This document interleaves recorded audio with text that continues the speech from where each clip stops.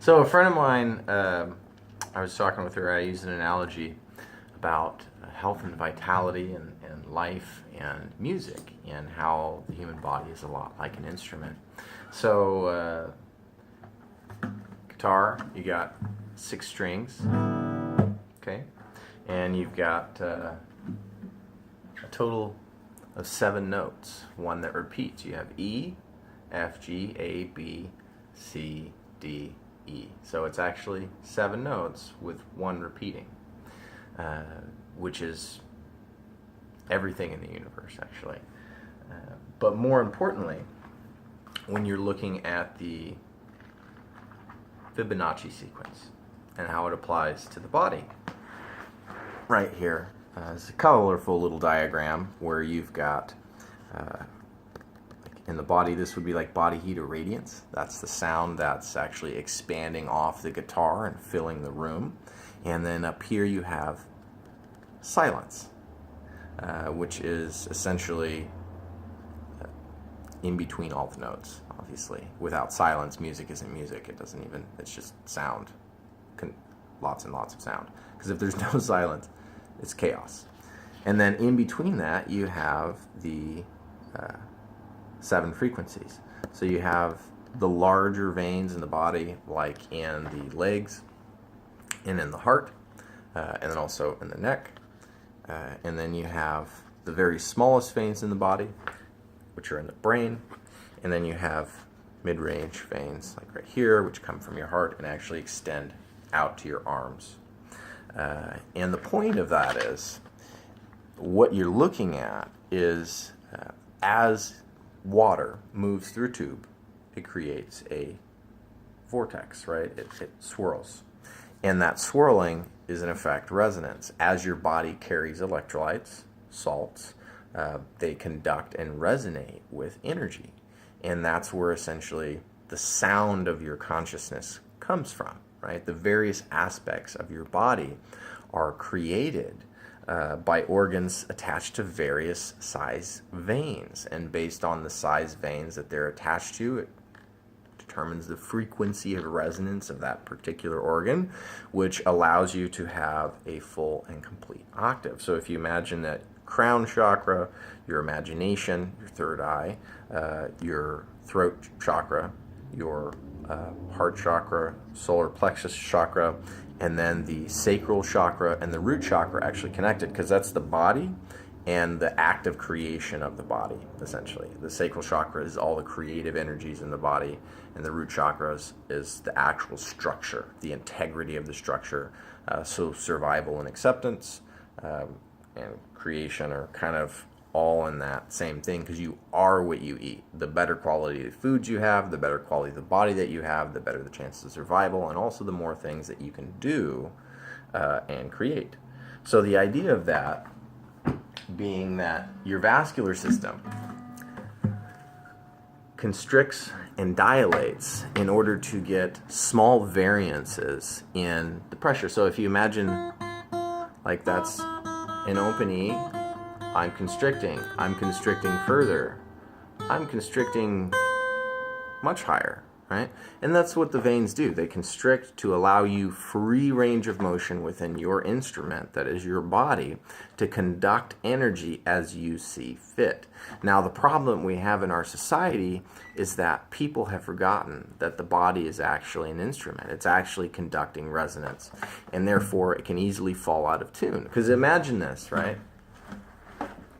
You've got your guitar with your 6 strings, and up top is your root chakra and your sacral chakra. It's what you are and what you eat.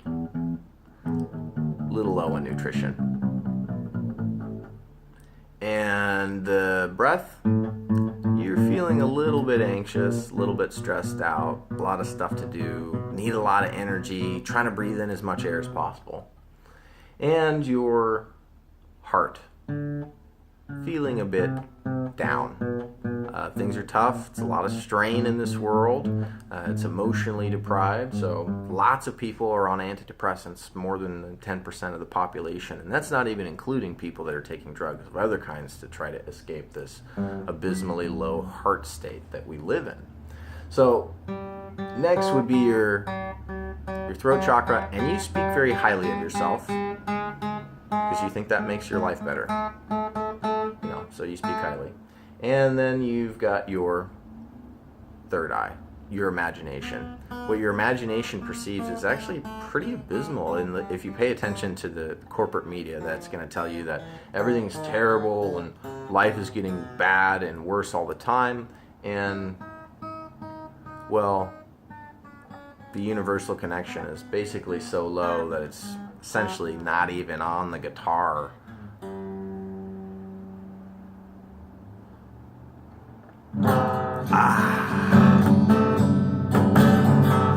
Manifest destiny. It's really not good for you. All this poisonous greed is forcing you out of tune. Maybe you can already tell that things are a little off. There's a lot of people that are depressed because they're trying to play their instrument and they're like, this isn't right.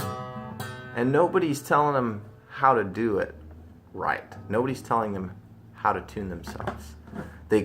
Because disease is profitable, of course, in the United States, and we're all about profit.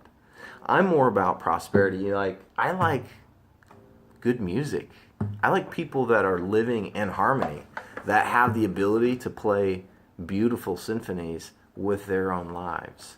Because in my reality, that's the only thing that's actually happening. We're all having an experience. We're all getting to play.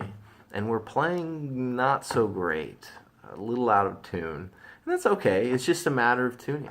And it's simply just grasping the ideas that what you eat is extremely important to how you feel and how you're going to behave. And how you feel about yourself is also important. You should love yourself. This is all about a love evolution. This is what's happening right now. People are coming out from under their rocks that have been hiding for a really long time from the really scary, mean people who have used every trick in the book to maintain power. But it's getting to the point where, really, when the whole world is falling apart, are you really going to listen to the same people that are like, yeah, keep going over the cliff. You're playing just fine. That's the best you can do. The human body is flawed. Of course you're an idiot. Of course you don't know how to play. You're playing on an instrument that's so far out of tune, even if you were B.B. King, you would sound like crap, okay? But it's not the problem of throwing away the instrument or replacing the strings. It's about just coming back into harmony. It's coming back into harmony with yourself. Look inside of yourself and ask yourself, am I breathing in a way that allows my body to relax? Am I eating the food that allows my body to have the highest state of vitality and nutrition? Am I providing myself with the emotional support that I require in order for me to flourish? Am I speaking honestly? Because speaking highly of yourself is wonderful, but speaking honestly is better. Are you using your imagination to create worry and panic and fear and anxiety? Or are you using your imagination and your words to create a universal harmony? Harmony outside of yourself. The harmony that's inside of you, expanding outside of you so that other people can become harmonized. Because that's all that it takes. That's how smart a human being is. If they're around enough people that are in harmony, naturally they harmonize. Naturally they harmonize. If you're around enough people in disease, naturally you fall to a state of disease.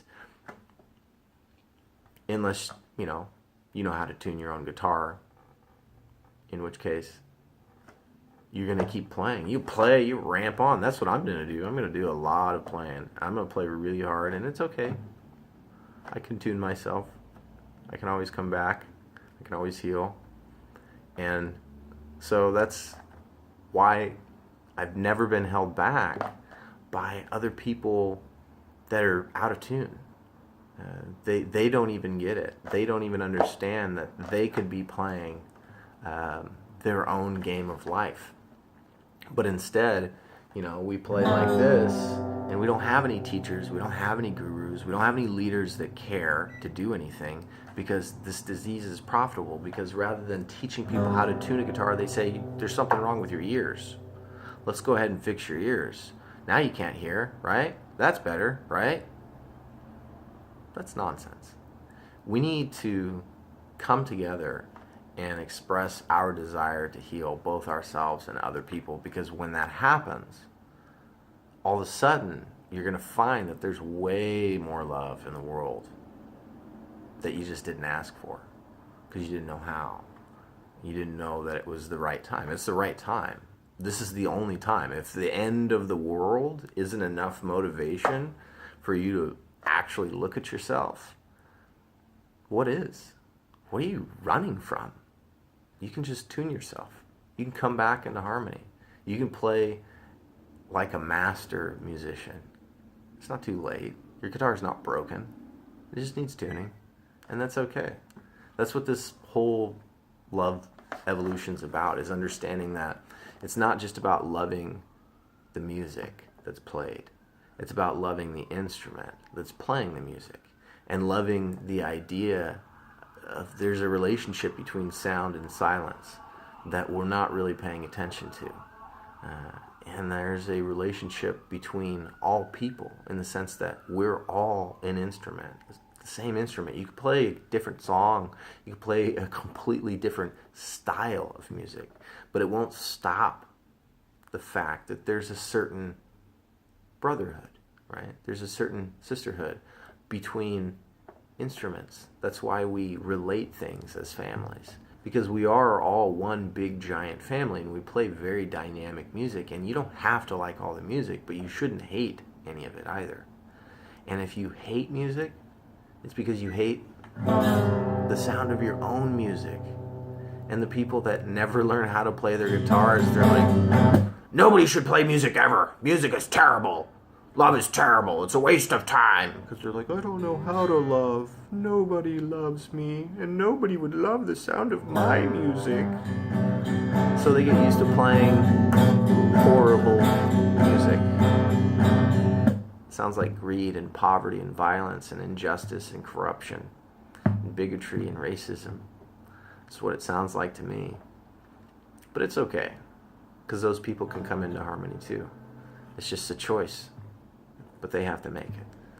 But what we can do collectively is create a path rather than a wall. That's what help is all about.